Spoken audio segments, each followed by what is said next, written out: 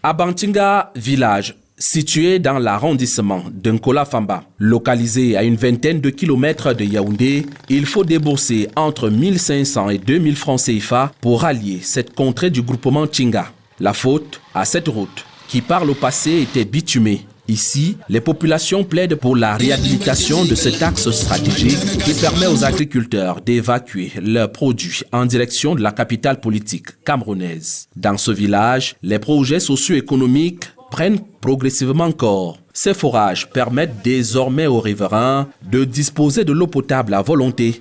La présence de l'énergie électrique ainsi que les établissements scolaires limitent également l'exode rural et encouragent en retour les jeunes de ce groupement Tchinga à rester connectés à leurs valeurs et cultures traditionnelles.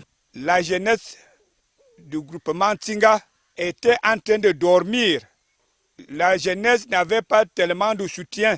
Nous vivons ici malgré que par nos efforts de culture vivrière, maraîchère et tout ça là, comme vous sortez de Yaoundé, les choses que vous avez vues là-bas, vous allez venir apprendre à vos petits frères au village ici et je suis sûr que ça pourra marcher. Ici, à Bantinga, les salons de coiffure improvisés en plein air symbolisent la vitalité d'une contrée toujours en mouvement, surtout pendant les vacances. Ce championnat permettra premièrement de mobiliser les jeunes autour de nos valeurs. En dehors du sport, nous aurons des activités socio-culturelles. Par exemple, apprendre aux enfants comment préparer les mets. Nous avons par exemple le ngamben, nous avons le saka, nous avons le nkonda. Ça, ce sont les mets que nos enfants aujourd'hui ne connaissent plus. Donc à travers cette activité qui se déroule pendant ces vacances, nous allons amener les enfants non seulement à apprendre à jouer au football, mais aussi à apprendre à préparer ces menus. D'un autre aspect également, nous avons les jeux du Songo. Nous allons apprendre à nos enfants comment jouer au Songo, parce que nous avons vu qu'il est important pour un enfant de passer 2 heures à jouer au Songo que de passer 2 heures à regarder Facebook et TikTok. Parce que le Songo, ça permet de réfléchir. Ça permet de tracer des équations dans le cerveau. Par contre, Facebook, Twitter, WhatsApp et autres, ça n'apporte rien. Dans les coins chauds et villages voisins, l'ouverture de la première édition du championnat de vacances Meuven 2026 alimente les conversations. Le petit commerce occupe également une place de choix. La bière, c'est 900 ici au village. La bière, c'est 1000 francs le morceau. Une édition confiée au Seigneur au cours d'une messe d'action de grâce dite en la paroisse Marie-Reine des Apôtres d'Abantinga. Occasion pour le curé Innocent Messi d'élever des prières pour le bon déroulement de cette compétition. Une prière relayée au stade de Meuven par le promoteur Fabrice Mvé Ndougou en langue locale.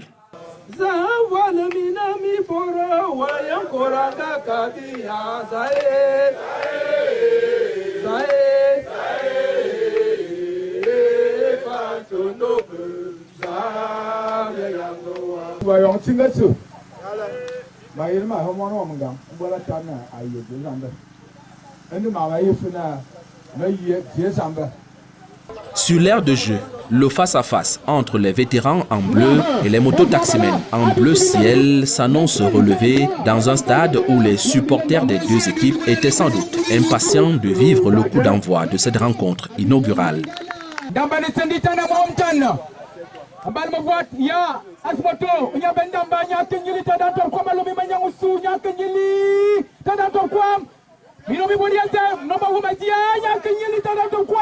Mais sans surprise, les vétérans s'imposent sur le score de 2-0.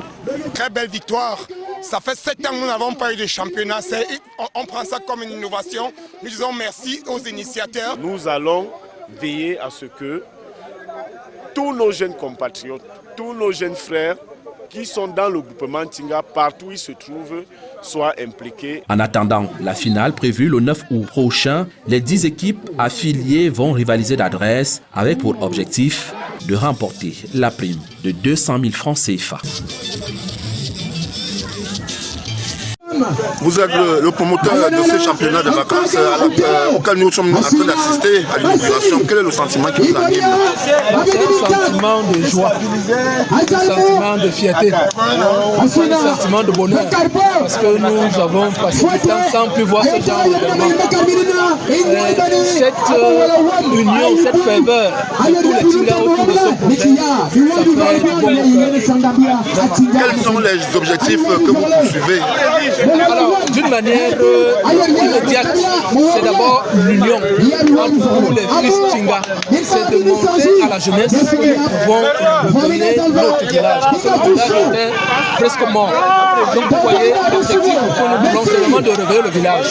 De aider nos jeunes frères à avoir quelque chose après cet événement. C'est-à-dire tout ce qu'ils vont gagner, tout ce qu'ils vont recevoir, permettre au moins qu'ils payent la pension, qu'ils achètent des cahiers. Et dans notre aspect aussi, nous voulons apprendre à nos frères et nos jeunes de découvrir les traditions. Parce que nous avons prévu d'apprendre aux enfants de préparer les mets rares. Par exemple, au Ngamben, les gens ne savent pas préparer le Ngamben, le Saka, le Wampem.